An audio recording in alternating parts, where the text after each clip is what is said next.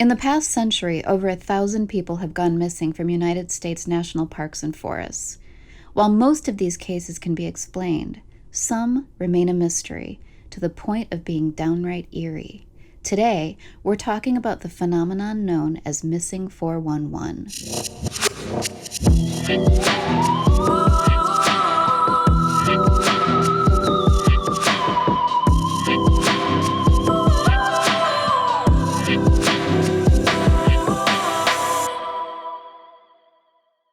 Welcome to Shadowland, everybody. Welcome.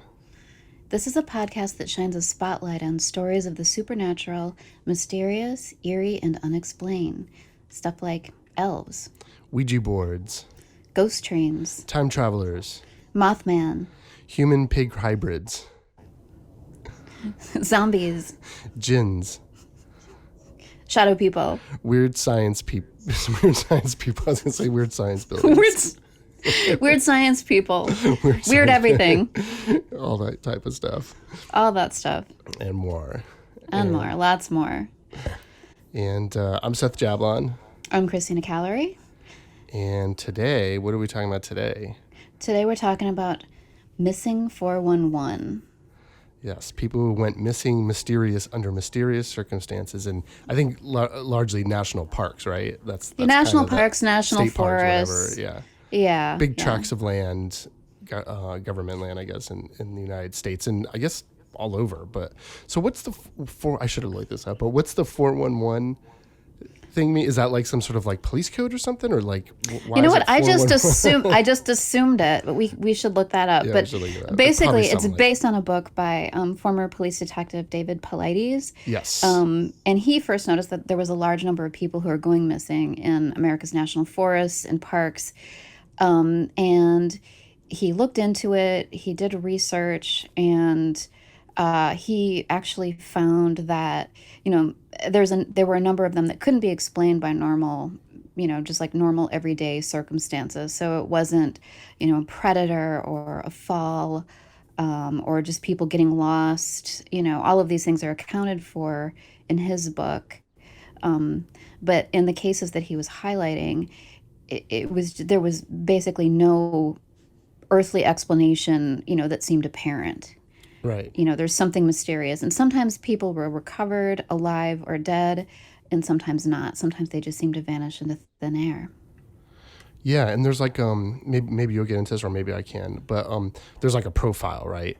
He Yes. writes up this it's like an 11-point profile of the similarities, which are pretty striking. Some of them are very like specific. Right. There are different characteristics of it. So we can go through those really quickly. I think it's probably helpful. Sure. Yeah. So, do you want me to? Who goes? So there's. Well, do you want to go first, or should we just do the profile first? And let's just talk about the characteristics first. I think people will be interested in that. Yeah. Yeah. So the first. So one of the things. Go ahead. Is point of separation. First one is point of separation, right? At some point, somebody separates from a group, right? Like they're on a hike, they're on a hunt, and there's a point where they sort of turn off somewhere, right? Mm-hmm. And either that's intentional, like, that he was supposed to go that way because of the hunt, or it's like they took a turn that maybe they weren't supposed to, or it was a mistake, or some reason why they took that turn. But there's always a point of separation from the rest of a group. Right. And a lot of times they're the last one in line, and other people who are with them turn around and they're suddenly gone without a trace. No one reported hearing any sounds, like a gasp or a scream or any kind of animal sound. The person is just gone. Right. I guess not feeling, like a lot of them kind of reported not feeling well or being tired prior to their disappearance. They're often at extreme ends of the intellectual scale. So, on the one hand, like they may have some kind of cognitive disability, or they might be extremely brilliant. He found that there were these two extremes at play in a lot of these cases. And disability or illness is another point, right? Like people who have some sort of, injury or sick or something like that, that tends to be a point. Uh-huh. Yeah, and a lot of times, the body's found in an area that has been searched before. Yes, that's the kind of the freakiest one. Like, Right. Yeah, or the dog's behaving strangely. That's another right, one. dogs paying, or they can't. They said in 95% of the cases, the canines cannot track. They can't pick up any scent, right? So it's like it's just literally like this person like evaporates in the air, right? The dogs can't even find where they went, right? There's also sometimes missing clothes or shoes turn up, right? Or they find the body, like I think there was one woman who's like, or that they're like naked or something, or like they don't have stuff they should have, right? And that stuff's sort of missing. There's an unknown cause of death, right? When they do find the body, they often can't determine why they died. And then there's geographical clustering. So like very often these cases will happen with others nearby, right? So like, and that can be between, these clusters can be between 3 and 70 people in one area around the same time, which is pretty crazy. Like you would think, like, Super or crazy. over a few years, but still that like, wow, like this is a place where people go missing. You would think that you'd hear about that more, but I guess maybe you hear this more locally, in these areas, but you don't hear about it as like nationwide stories as much. Okay. So I just looked up 411, and apparently, in most states, if you dial 411, it brings you to an information line. Oh, So okay. basically, So it's like yeah, that's who they call instead of calling 911. They call 411 to report. or it's like a missing information where you can ask for phone numbers. So Oh, it's I kind of see. like there's information missing in this scenario, I think is Okay, the so it's not. significance. Yeah. It's just like Yeah. his personal writing. Yeah. There's also the time of disappearance is another point, mid to late hours of the day. And then these next ones are random, like boulder fields, granite or rock fields tend to be a topology that these happen, right? Like in rocky areas, anywhere near water. And those could be like streams or bodies of water. And then this is like probably the weirdest one, weather events, Okay. where there will be a weather event following or sometimes preceding, like a dust storm or a blizzard or a rain or something like that will, it's warm in the day and then that night it rains. And, it's not necessarily like, oh, that, they went missing because it's usually like sometimes after, right? So it's not like they get caught in a storm. It's like, oh, this person goes missing and the next day it's a storm. Very strange. So, Yeah. but again, it's in most of them. Okay, one more weird one. German ancestry. Apparently, those with German heritage wait, appear to what? go missing at higher rates. Yeah, isn't that crazy? That is crazy. So, yeah. Okay, cool. So that's the profile, and I don't know which ones you're doing, but mine are all centered around hunters. But do you want to go first, or do you want me to go first? Why don't you go first? Okay. So yeah, like I just said, these first I have two of them, and both these cases there's actually a film that he made along with the book. I think they might be in that book as well, but these are specifically hunters.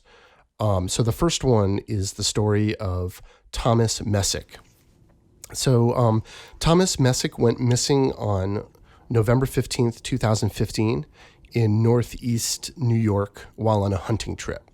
And he was 82 years old. So just a couple something to note about this case is that, the FBI generally does not investigate adults. They did, however, show up for this one, and largely because of the profile, right? So Messick was a seasoned hunter. He was a father of 3. He was a very handy guy, right? Camped frequently his whole life, very outdoorsy. He lives upstate. They're constantly hunting, fishing, and to the extent that they even have a sort of shared cabin up north near Brant Lake that they would share with other families, and they would go up there for a yearly hunting trip, right? That was kind of like, like kind of for vacation. They go up for a week, and there'd be different families stay in the house, or they would, go hunting together or whatever. And he even taught hunter training to some of the children and trained some of the children in this sort of group. So this is a guy who's like very versed. I think he even did some survival training with them. So this is a guy who's, very comfortable in the woods, has done this a million times. I think he was largely prepared as well, when they went on the hunting trip. Now, he did have gunpowder blow up in his face at one point that caused him to lose his right eye. And he got, I think, 159 stitches in his hand. So he even taught safety lessons to these kids. So this is a cautious guy. Obviously, he has this injury related to gunpowder, but, this is a guy who's teaching safety and, preparedness. And so that's one of those points in the profile, right? And he had to be certified to do that, I'm sure, in a school setting.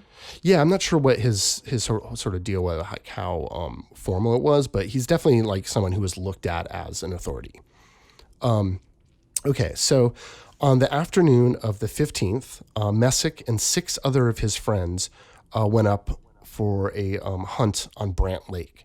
So the plan was to just go for a couple hours and then return home by dark, right? They're not really going that far out. They're not going that far from where the cabin is.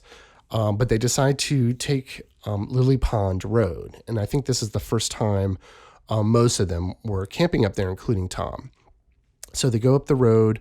They sort of drive up. They park, I think, sort of near the lake. And then they fan out. Right. So they have their own, this is I guess their sort of hunting strategy. Right. So the older guys, I think there's 3 of them, all around 80. They walk down the road, back down the road the way they came, and they turn into the woods at 100-yard increments. So, one will turn and go in, and then the next one walks another 100 yards, turns and goes in. And they walk in about 30 or 40 yards. And Tom walks out the furthest from the lake. So like you were saying, he's the last one. So they walk in about 30 or 40 yards, and then they stay there. That's their position, right? They're not walking around. I think that's maybe why the older guys are doing it, because they're not actually walking through the forest. They're there. I think the younger guys are then sort of come around the other way, push in through the woods, and are trying to drive the deer towards them. So their whole deal is to just sit there or stand there in the woods and just wait, right? Yeah. So they're just kind of holding down the fort. Yeah. They're sort of like this. They create this sort of wall that, I guess, if the sort of deer come running towards them, then they're able to. I think that's what I'm sort of gathering. But okay, so the rest of them walk around, pushing the deer towards them, but they don't see any deer. Okay, so now Tom's out in the woods. He's sitting there waiting. He's got a walkie-talkie. He has a rifle with 3 or 4 bullets, a snack. He's wearing all the typical hunter stuff, including a red plaid cap. So he's prepared and he's comfortable and he's got something to eat, and he's not really that far out, right? So you think about it, they're on a road.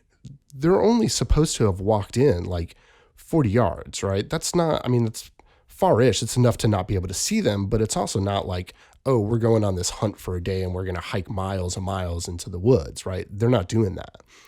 So, needless to say, they don't see any deer. But at some point, one of the older guys does hear this strange sound in the woods. Now, in the film, he has a lot of trouble sort of describing what it sounded like. You can see it kind of creeps him out a little bit, but he just keeps saying that it was different, like something he's never heard before. Later in the film, I think his son says that it's like a snapping or cracking sound, that it sounded like a trap closing. And he said it was somewhere about 150 yards from him on the hill up towards where Tom was. But he said it wasn't like any other sound he had ever heard in the woods. So it wasn't I don't know exactly what the sort of trap must have been pretty loud was. Then to make an impression like that. Yeah, it's a loud sound, but he said it was brief and it kind of disappeared, and that was it. He told the cops about it, but they didn't really think that much of it. Okay, so the hunt lasts 2 hours. No one sees anything.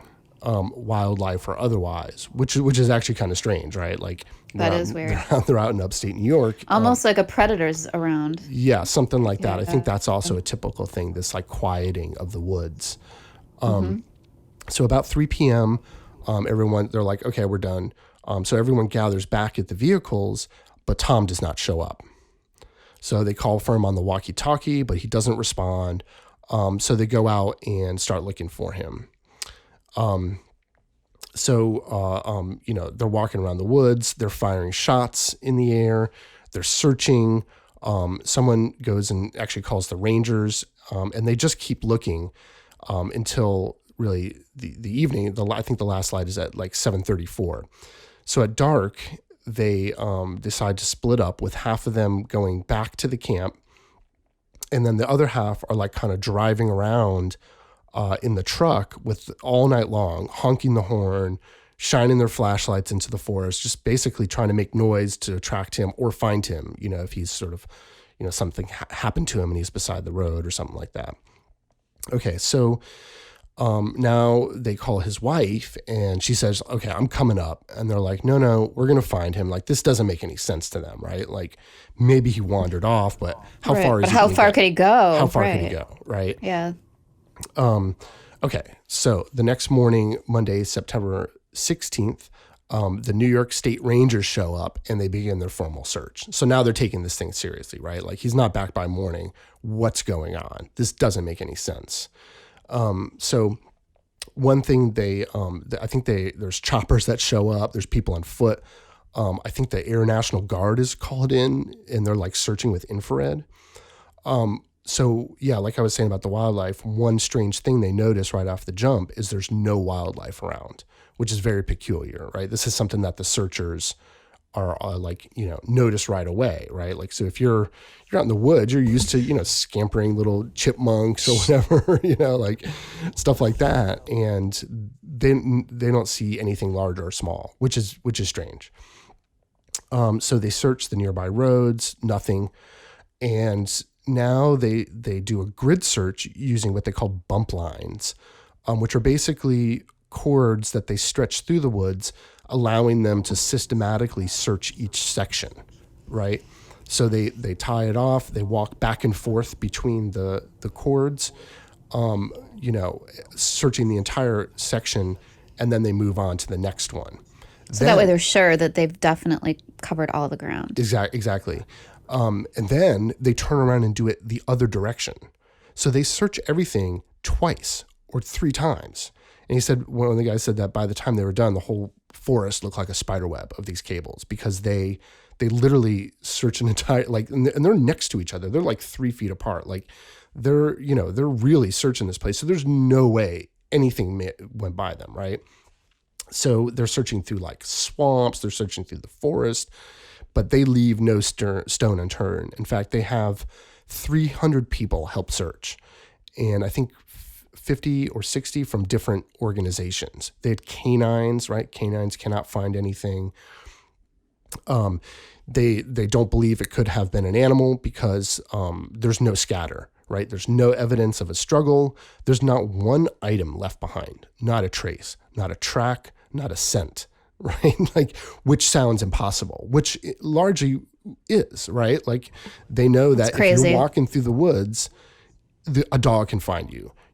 A tracker can find you, right? Like, you break you branch when you're walking along, you leave footprints, yada, yada, yada, right? Like, and this is a guy with a gun, right? Like, it's not like he's been abducted or something, right? Like, maybe he was, or maybe not by a person, but, anyways, we'll get to all that, but I'm sure, but, so anyways, it's basically like he vanishes into thin air. And now this is when the FBI shows up, 2 agents. Again, they never come to help with these types of searches. In fact, they weren't there to help.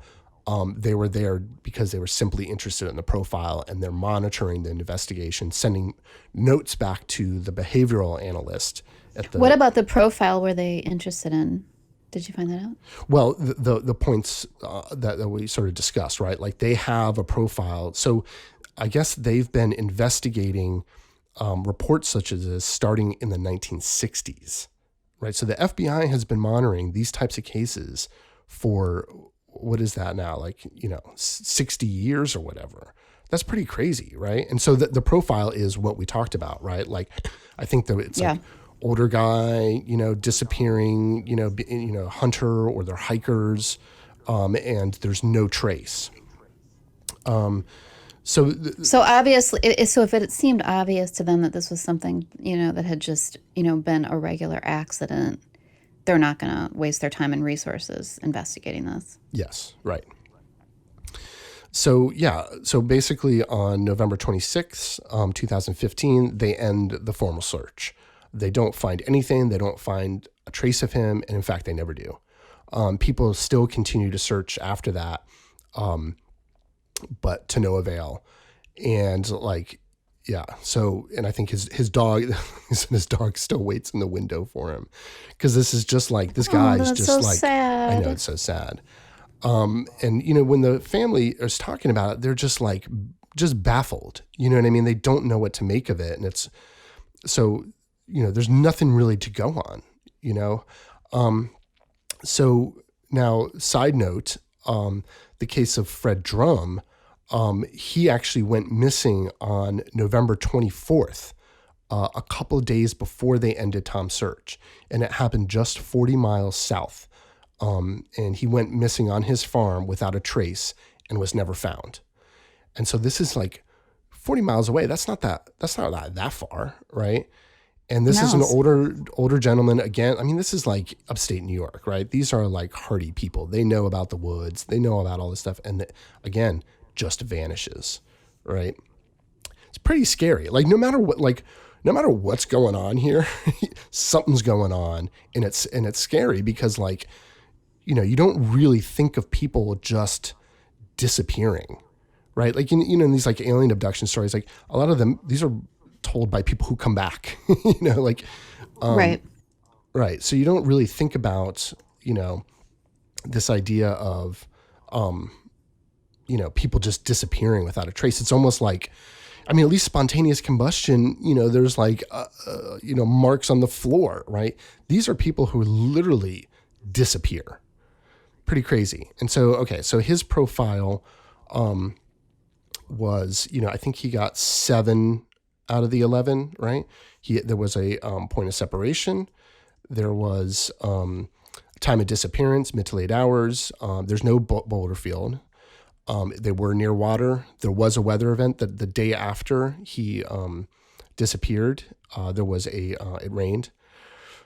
He had a disability, which was he lost his left or right eye. The canines were not able to track him.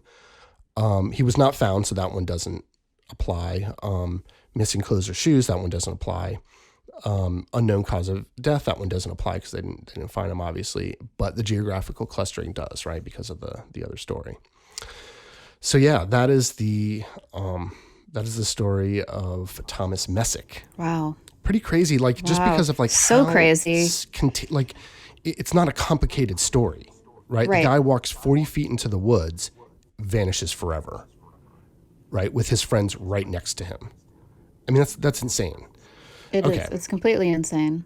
Yes. So now, now we're about to get into a really crazy story, and this is the story of Aaron Hedges.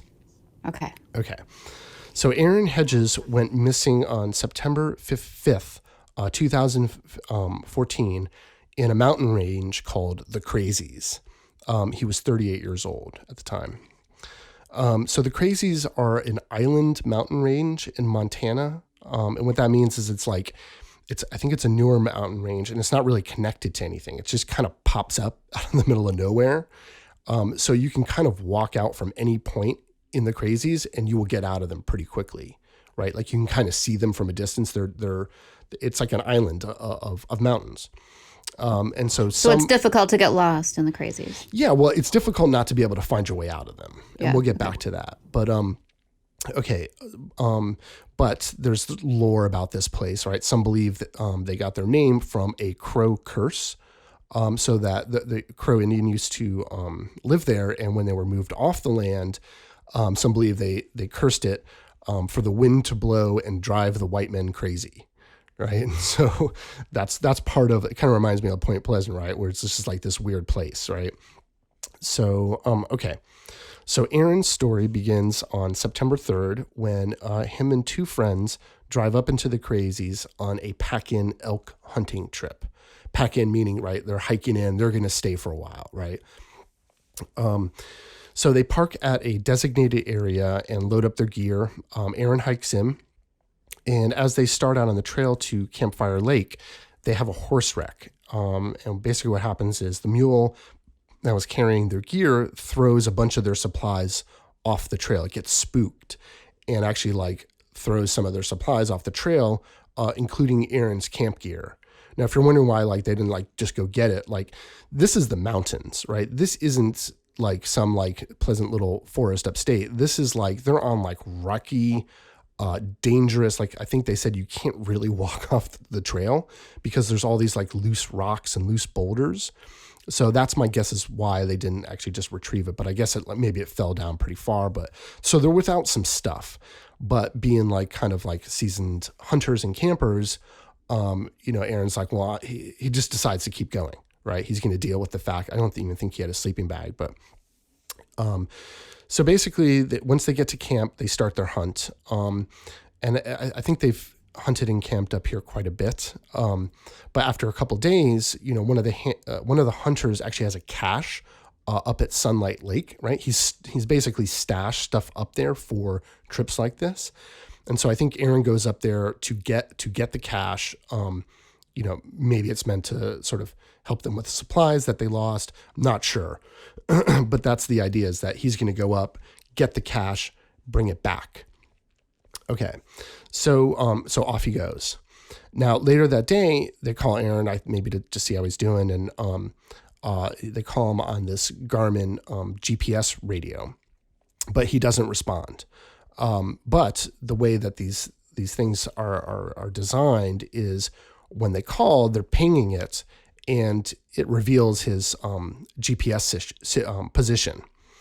And I don't know if they see it at the time or later, but basically what they realize is that he doesn't take this turn to actually go up to Sunlight Lake. So it's like he's walked right past it. So I think the GPS ping has him at a short distance from the turn in the trail that would take him up to Sunlight Lake. Now, seeing film of the region, it's clear that like they make it pretty clear that it's very obvious where the split happens. Like, again, this is scrubby, scrappy land. Like it's, there are trees, but they're small. It's very arid. There's not a lot of them.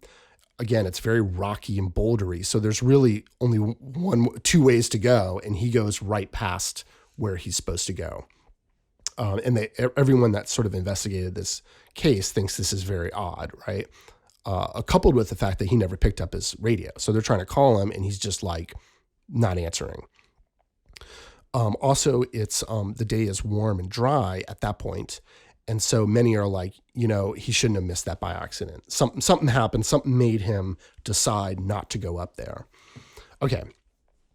The next day, his friends kind of realize he's missing now, right? He never comes back. He never responds. And so they're concerned, right?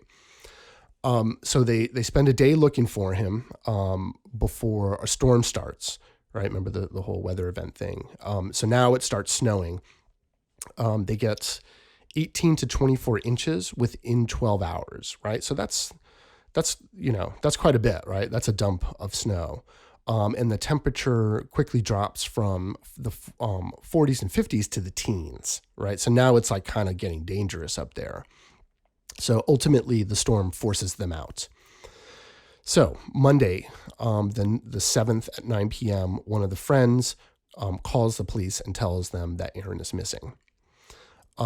So those police call the adjacent county because actually where his trail went actually went into the next county. So what they decide is that they're both going to look for him, and they come at it from both directions. So one county is coming at it from the direction that he sort of walked in, and the other is from the sort of the way they walked in. So they don't find anything.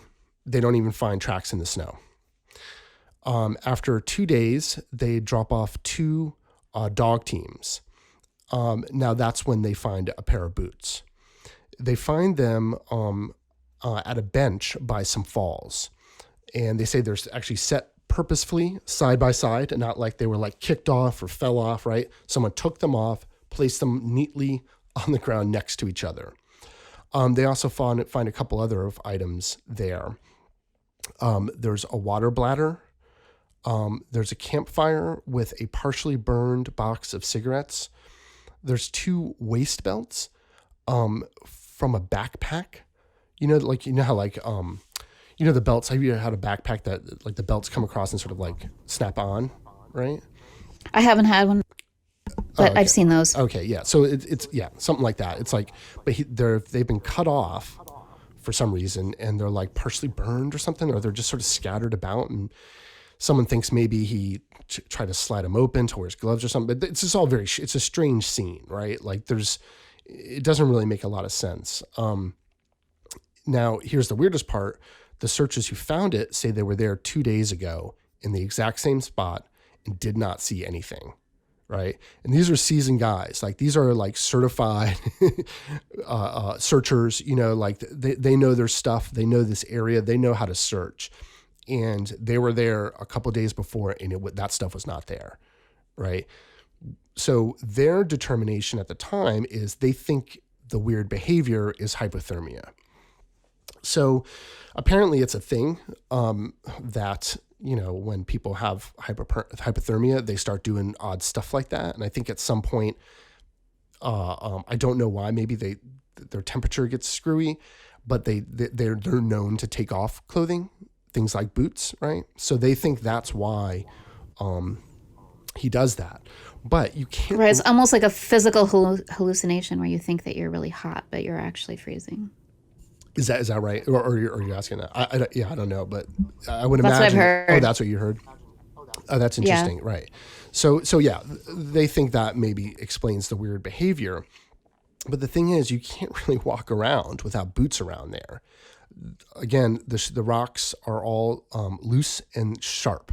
They said, like, when you're walking, especially if you're trying to walk off the trail, that I'm sure you've walked on like loose rock sort of areas where like you're sliding around, right? Like, plus it's like all like super sharp. So if he did do that because of hypothermia, he's not going to get far. But again, they don't find him, right? And they don't find anything. Holy shit. Right. So where did he go? Right? Like, he's able to take his boots off. Now what? Okay. So the formal search for Aaron ends on September 22nd, 2014.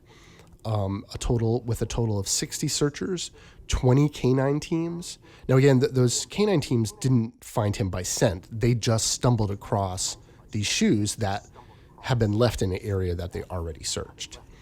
So 20 canine teams and a couple of helicopters searched the area, right?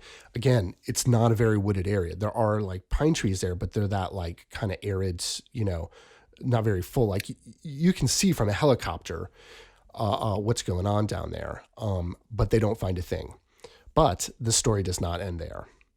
On June 22nd, 2015, 9 months after Aaron's disappearance, they find his backpack. They find it left intentionally leaning against a tree. Inside of it, there's a gun, his hunting license, a lighter, and uneaten snack bars. Right. So again, this is an area that they have searched. It's not a big area. It is treacherous, but it's not a big area. So it's like he just kind of stopped and decided to take a rest and took off his backpack and his bow. He had his bow is actually next to it as well. And then nearby there's a rock, and sitting on top of that rock is a thermos with an energy drink on it. Now, looking like someone sat there and had this drink. Here's the weirdest thing is, from the view of that rock, you can see buildings. You're not lost. There's a road right there. So if it is him stopping to lose this stuff, right, he can see help. He can get out of there. That's what I was saying about the crazies. Like, you can get out. And then also, if ostensibly he doesn't have his boots at this point, right? So he's walking around with a full backpack full of food, with a bow, right? Which I imagine, like, if you're like so crazy that you're taking your shoes off, you're carrying a bow around in the snow. It doesn't make any sense. Okay, still not done. Another year goes by. August 8th, 2016, 23 months since Aaron's disappearance. Some people are out for a hike at a nearby dude ranch, and they look over by a tree and see a human skull sitting there on the ground. Aww. They search the area. They find a pelvis, one femur, which is like partially buried, his cell phone, and a jacket. And they say, but it's not a full skeleton. They said they couldn't find the feet. No cause of death was able to be determined. Okay, so this is 11 air miles from where he was last seen, and 6 miles from where his boots were found. Right, and I think the falls that they found, or rather the area that they found his backpack and bow were, again, miles away from where they found his boots. So, if he's walking during this time, that doesn't even make any sense, right? Like, he's out there this whole time. It's like, to me, it almost feels like this guy's like appearing and disappearing. Right. Right. Like, and I think like, this is yeah. Oh, sorry. I was just going to say, I think this is another thing that happens in a lot of these cases where people are, if they are found, it's miles away from where they were lost or where, their gear is found, and it kind of defies explanation. Right. It's almost like, it kind of reminded me of the, the whole weather event thing too. Like, what was that, the story we did about the pilots that like fly through these weird wormholes or something? It's almost like you're seeing these little snippets of them throughout time, but like, like they're like appearing, they appear, they leave something behind, and then they disappear again, right? Or they're like show up in some area that like just seems like pretty hard to imagine that someone could have made it there, right? Again, this guy's walking through the snow with no boots on. They're finding this stuff like almost a year later that they didn't see before. So was he out in the woods? I mean, they weren't able to tell, I guess, the cause of his death or when he died, but ostensibly he was there for a while, right? Like, if this stuff's appearing, in searched areas, what was the one 9 months later? Like, was he up there the whole time? Did he appear? I mean, it's just like, it's so bizarre, right? And you can tell everyone who talks about it, they're just like floored by the whole thing, or just like unsettled by the whole thing, because they're all so bizarre like this. Like, it just defies explanation.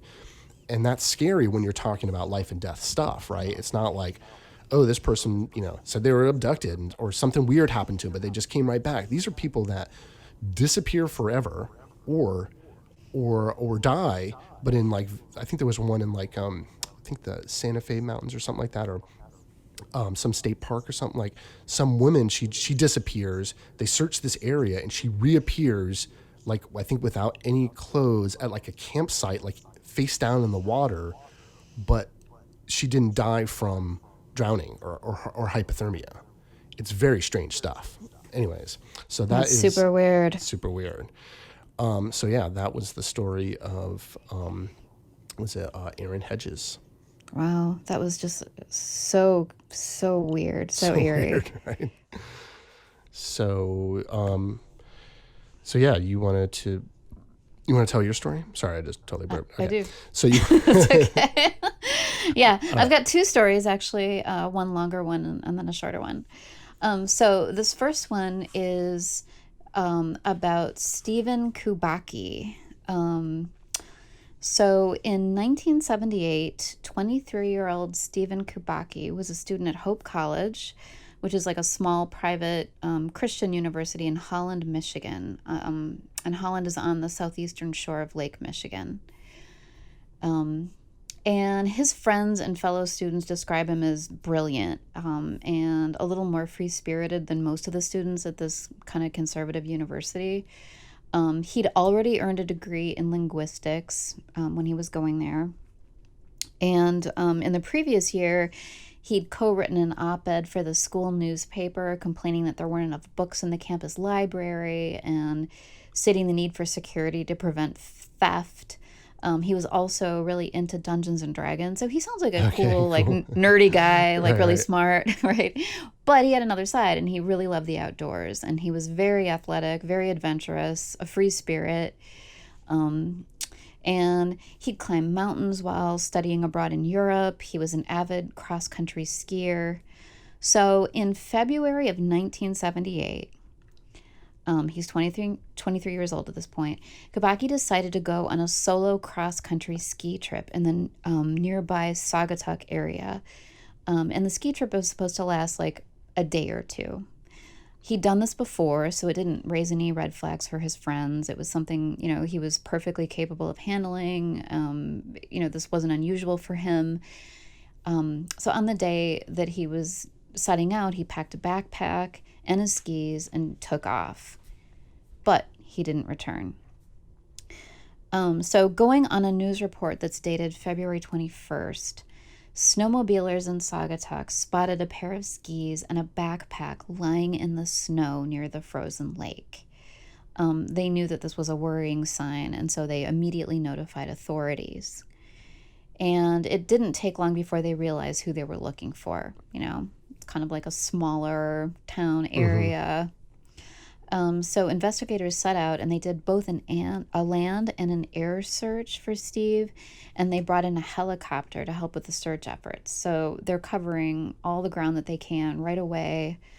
And what they discovered seemed to hint at tragedy, because his ski marks, I don't know if you've ever been cross-country skiing. I did it a little bit when I was younger, growing up in the UP, and it was just like, you're on the ground, and so it's almost like a hike on skis. Yeah. So his ski marks, they were pretty easy to follow in the snow, and they only went one way. So they were easily followed to where they finally came upon these skis that were just left in the snow. And then from there, investigators followed a 200-yard trail of footprints that went past the edge of the lake, but the footprints didn't return. So they knew at this point that Kabaki had ventured out onto the frozen lake surface, and they were kind of wondering, did he fall through the ice and drown? This isn't something that's unusual. I grew up in the Upper Peninsula in Michigan and by Lake Superior, and I remember the lake, it was frozen over all winter, and when it started to thaw, you could kind of hear the sound of the ice melting, and there were these cracks, and it was like super eerie and very loud, but awe-inspiring. But anyway, it's dangerous, and everybody knows this if they live in these areas, to walk out on a frozen lake, especially when you're by yourself. But the search turned up no sign of Steve, so they didn't find any points where he could have fallen through, where it was very obvious. No sign of anything else, no remains, nothing. And even though signs pointed to his venturing out onto the lake, not all of the investigators agreed that he had drowned. In fact, detectives investigating his disappearance sent his dental records to Chicago to see if Steve could have been a victim of serial killer John Wayne Gacy. Whoa. So not everybody was convinced that, it's an open and shut, he drowned, end of story. Right. Okay, so, and, Steve's parents were, among the people who were skeptical. They refused to believe that he died, and they reportedly spent thousands of dollars on a private investigator trying to track him down. So you still might think this is kind of a pretty straightforward disappearance, but you'd be wrong. Okay. I can't wait. Okay. Yep. So on May 5th of 1979, well over a year after Steve disappeared, he woke up and found himself in the middle of this grassy field, but he wasn't anywhere near Lake Michigan. He was actually in Pittsfield, Massachusetts, which is 700 miles away from Saugatuck in an almost straight line. Whoa. So even crazier, he had no idea what happened in the past 14 and a half months. Like, he didn't know how much time had passed until he bought a newspaper and saw the date. When he woke up, he was wearing clothes that he didn't recognize. And he was wearing new glasses, new sneakers, a t-shirt from a marathon in Wisconsin. He had about $40 cash on him and a backpack that held maps and hitchhiking signs that all suggested he'd been traveling widely throughout the country. I mean, it's Chicago, Utah, Reno, San Francisco, Sacramento were all on these maps. And he later said that the last thing he remembered was reaching the edge of the lake, taking off his skis, sitting down to rest, and when he got up to leave, he looked and his tracks had disappeared, or he couldn't locate them. So the last thing that he recalls is feeling cold and scared of being lost in the winter darkness. And then he blacked out and came to over a year later. What? That is crazy. Whoa. It's insane. Okay, so so the story keeps going though. As it turned out, Kibaki had an aunt who lived about 20 miles away from where he woke up. So he made his way to her home, and of course then word got out to his family, and they were extremely happy and of course relieved. There's a really touching newspaper photo of his father hugging him, and you can just see the joy and relief on his face. He's like just holding him. But okay, just in case you're skeptical and you're wondering if he's trying to get attention, Steve has generally avoided speaking about his disappearance for decades. He was known for like ignoring requests to talk to reporters. So this isn't something where he was like courting publicity and really trying to like set himself up as some kind of, person that, would be garnering attention and all of that. And another interesting thing about the story is that he disappeared in the region that's been called the Lake Michigan Triangle because there have been numerous unexplained vanishings, air disasters, shipwrecks, the whole nine, even sightings of like ghost ships and planes, which we still need to do. Oh God, yes. Totally. So, Kibaki like survived his ordeal, and he was fascinated by his experience, and he didn't know what to make of it. He was so fascinated by it that he went on to earn a PhD in psychology. But despite all of his studies, he truly didn't know what had happened to him in that missing year. And he went on to write a book called Meta-Mathematical Foundations of Existence. And in it, he apparently discussed the possibility of alternate universes, among other things. The official explanation for his disappearance is amnesia. But I think all of us shadow people know that might not be all there is to it. Which is like super rare. Like, right? Like real amnesia is an extreme rarity. Yeah. That people actually don't remember, like, it's like usually like temporary or something like that. Right. Like eventually you're able to. So, okay, this is crazy. I mean, even if he was doing it on purpose, the fact that he managed to get out of the lake without putting any tracks down is bizarre. Right, and no backpack. It's like a magic trick, right? Nothing. Right. With nothing. And with no tracks, nothing, yeah. Right. And so it's as if he almost as if he were airlifted and plopped down somewhere else. Because like the whole like taking off the skis thing. I mean, I guess maybe if you're like your legs are tired from cross country skiing, that you're going to take them off for a minute, but then walking away from them seems like very strange behavior. But then to like throw and away they knew right. They tracked his footprints. They led straight to the lake, and that's why they assumed he'd. Yeah, that's why they assumed he'd drowned.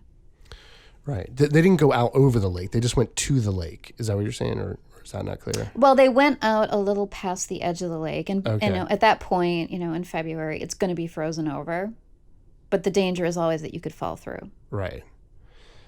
So yeah. Anyway, so still, like, even if he, like, even if it was amnesia, even if he did have amnesia, then how did he get out of there? Right? Like, that's the most bizarre part of the story. Like, is that, right? Like, it is just that. Yeah. How do these people, sort of defy reality, right? Like, in disappearing, right? Like, again, like, there's stories of, spontaneous combustion, right? Like, people literally just catching on fire and burning away, but there's still something there, right? There's a mark.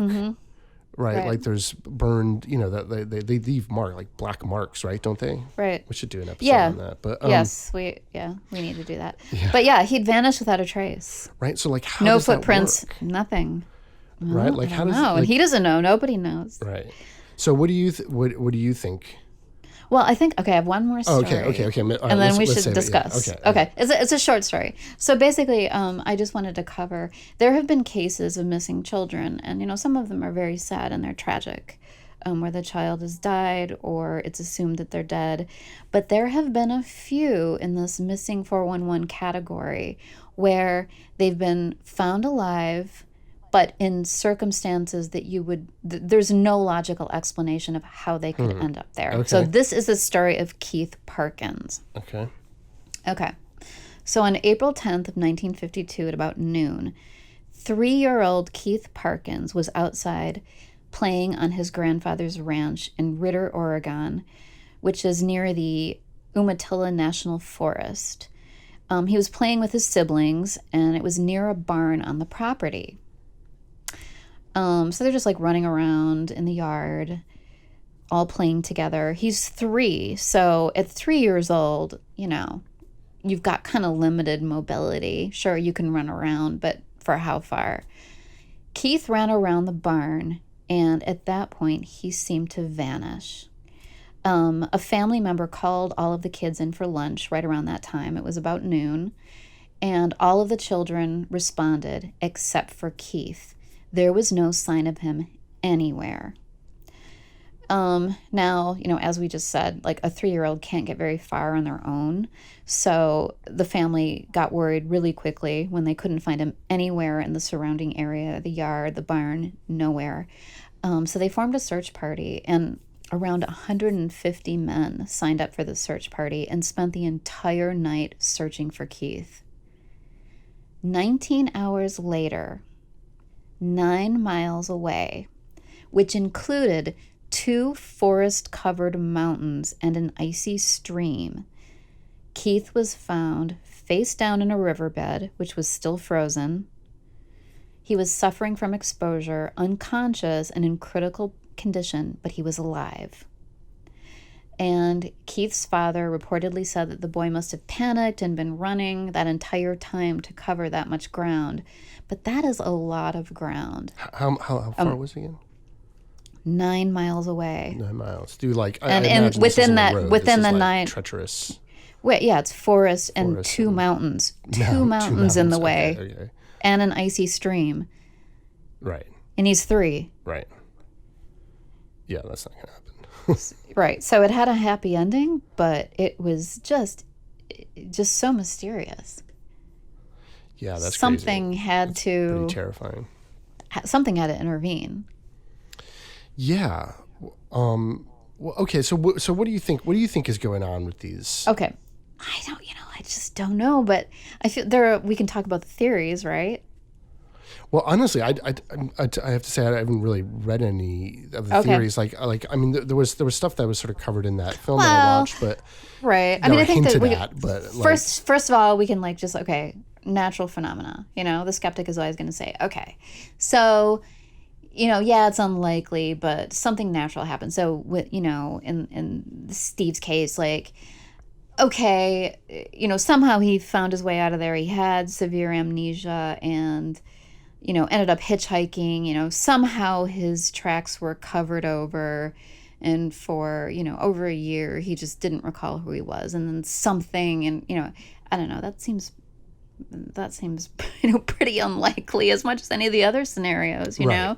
I mean, some people talk about, of course, you're gonna have speculation about UFOs and alien abductions. Another thing that has been posited have been time slips or portals, where people are are, like walk into another dimension unknowingly, or, somehow end up in some sort of a wormhole situation, and they come out on the other side, or they don't. I think like cryptids and stuff like that, in the paranormal spectrum, these are all some of the explanations. But Right. what Like do you Bigfoots. think? And I think when we first started doing this, because I actually wasn't familiar with any of this stuff, but when we first started looking into this, like I was like, oh, this is like aliens, right? These people are being abducted or whatever, right? Like, oh, that's how people disappear. And then, the more I was like, the more of the cases that I read about, and the sort of similarities, and like the stuff that like kind of didn't make sense, and there's definitely like hints at like, oh, it's like Bigfoot like scooping these people up, or are these people being hunted in some way, right? Like I think that was an implication in that first story that I did, at least, that they were somehow hunted, right? Like these were like the hunters were being hunted. But I think it is something like time slip like, or portal like, or something like that, where like just the fabric of reality in this place, like the space-time continuum is somehow porous or weird, like I said, like the the pilots that we talked about, right? Like flying through these weird storms, and they were like kind of like tunnels, and they're seeing through time, and they're missing time. And so maybe there's some weird phenomena like that, like, or some sort of interdimensional phenomena where it's like people are just, because they, like, especially with Aaron's case, where he's like appearing and disappearing and acting very strange, but also none of these people show signs of being desperate, right? Like they're not eating food that they have.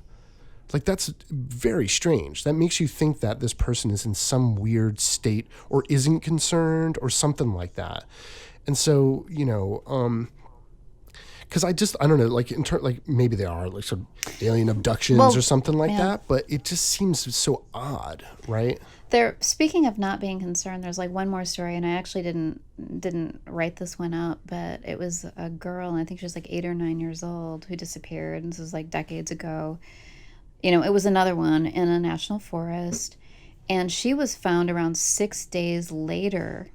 And what was notable about her case, I mean, not only that she'd survived in the wilderness for 6 days, was when the search party was calling for her and they came to the area where she was, she just walked out of a cave and said, "Here I am." And she was completely just, Nonplussed, right? not bothered. Yes, Right. exactly. Just, extremely calm. And there was no explanation for like why she would have been so Right. calm. Right. Yeah. Yeah, there's that one famous case of the alien abduction where that one guy is like disappears and then reappears a period of time later in like some phone booth, like on the other side of the country. But he's totally freaked out. He remembers the like weird encounter, the weird lights, you know what I mean? And like he has like, it's a totally different type of story, right? These ones where like, it's like these people, like when they're found, they're not really sure what happened.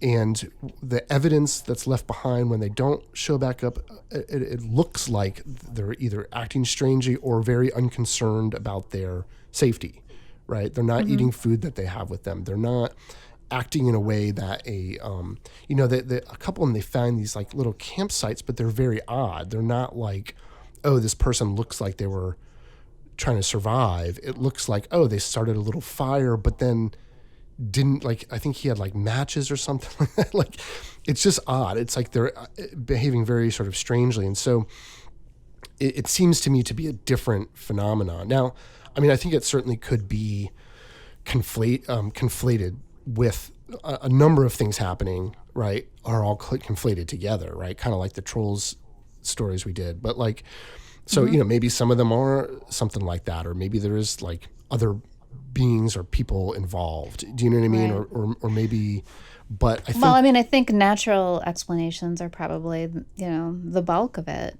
Natural is It's well, it's a sad and a tragic thing, but people have fallen or gotten lost, and predators, have taken But them then what or about something like that.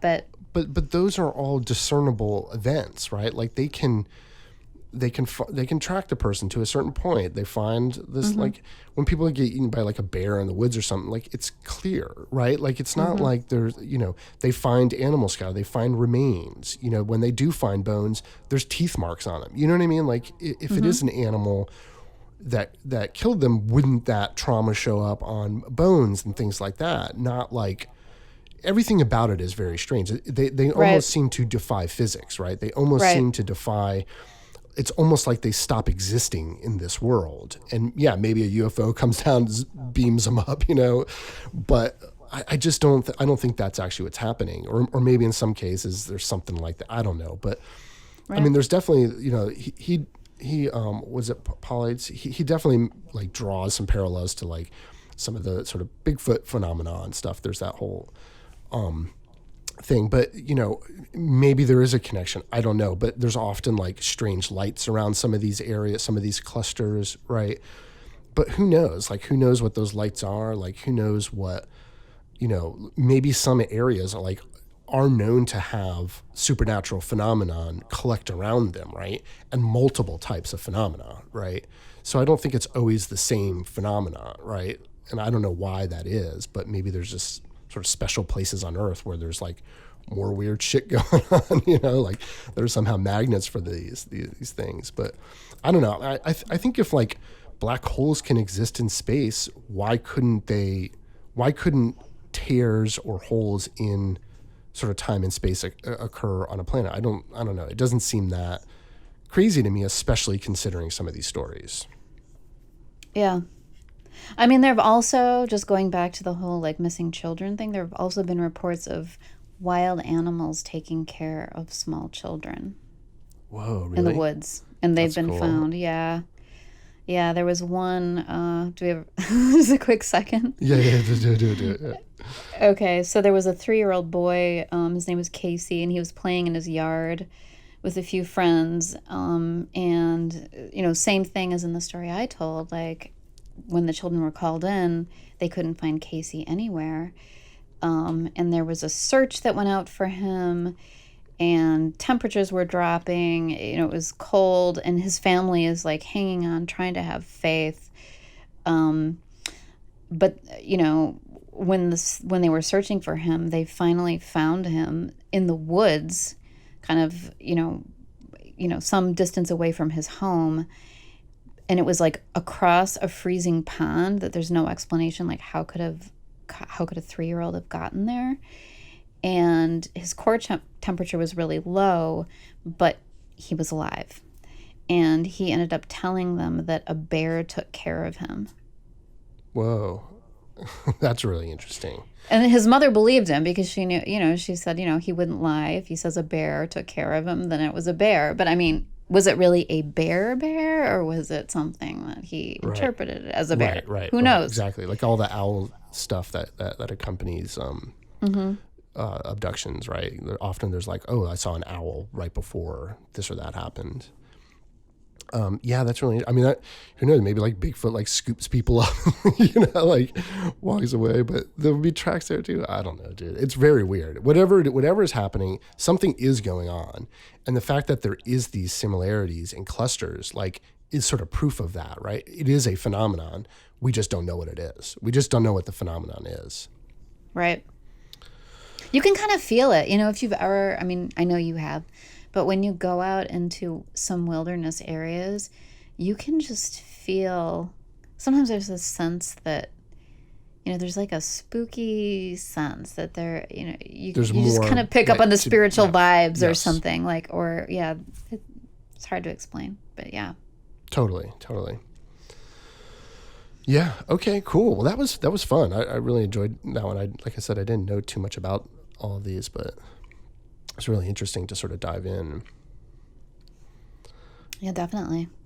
Cool. All right. Well, there's so many of these stories too. Yeah, there's so many. I mean, maybe we'll do some more like at some point, there's like, maybe we get into, I mean, we're going to do, animal stuff next time, but maybe we'll even just do like a straight up Bigfoot one. I kind of want to talk about like some of the stuff that was in that one film that we did. You've been wanting to do Bigfoot for a while, so we'll do Bigfoot. Yeah. So, Okay, cool. So, but I feel pretty good about this episode. How I you do feeling? too. Oh, and one more thing. Like, if you guys have Yes. any ideas of topics you want Oh, us yeah, to totally. cover, please email us at shadowlandpodcast@gmail.com.